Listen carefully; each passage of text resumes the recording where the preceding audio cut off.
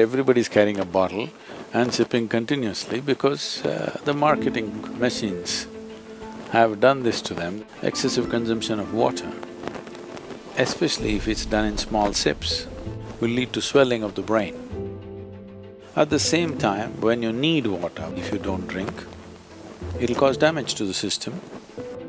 It is not just about drinking liquid water, you must eat high water content foods.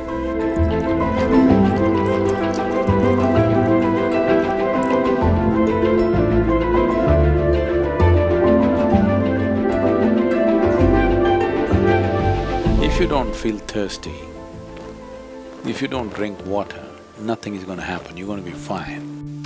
It's only in America, in cold climate, everybody's carrying a bottle and sipping continuously because the marketing machines have done this to them that they must drink lots of water. Excessive consumption of water, especially if it's done in small sips.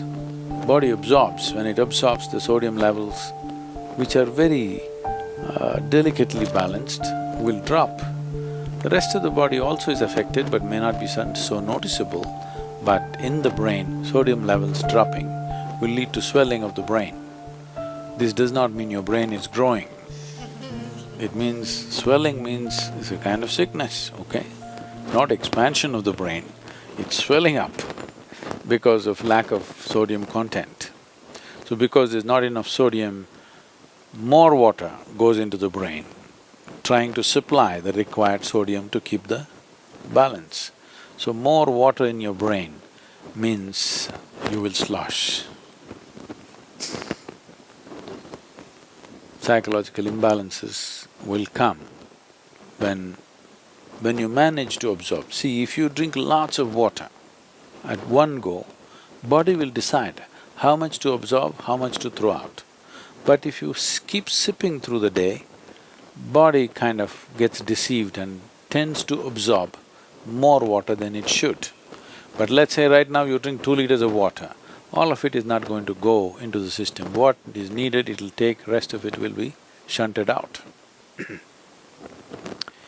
So, not consuming water and being out there is very much a possibility. Nobody need to drink water simply because you think it's a good thing to do. When you feel thirsty, you must drink water just to ensure you're drinking enough. Drink 10% more than what you actually need, a couple of cups more, just to ensure that you don't drink less. If you're not the kind who is carrying a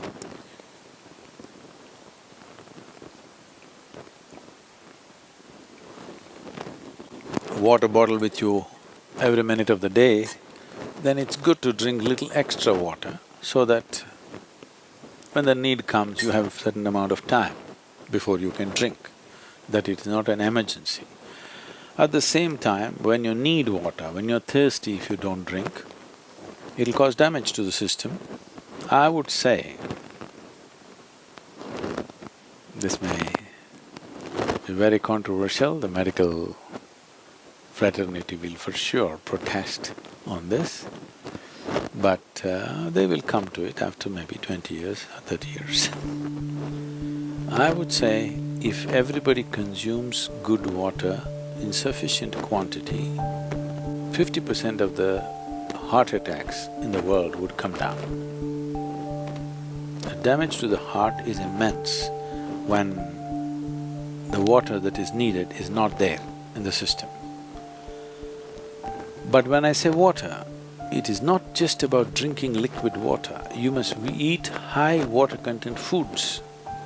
If you eat a fruit, it's nearly 90% water. Vegetables and other things are over 70% water. Minimum 70% water content must be there in the food that you eat.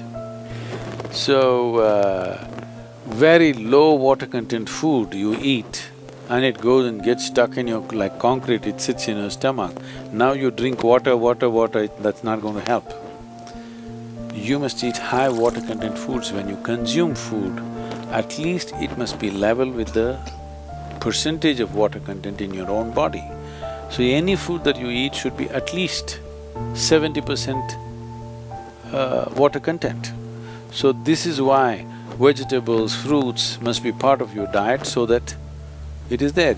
Not consuming water in certain situations is okay, but if there is an indication of thirst, you must drink water.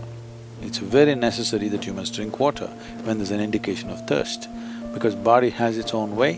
When it indicates you need water, you must give it water within 20 minutes or at least at the most half an hour. You must drink substantial quantity of water. If you drink enough water, then body will choose how much to take, how much to reject.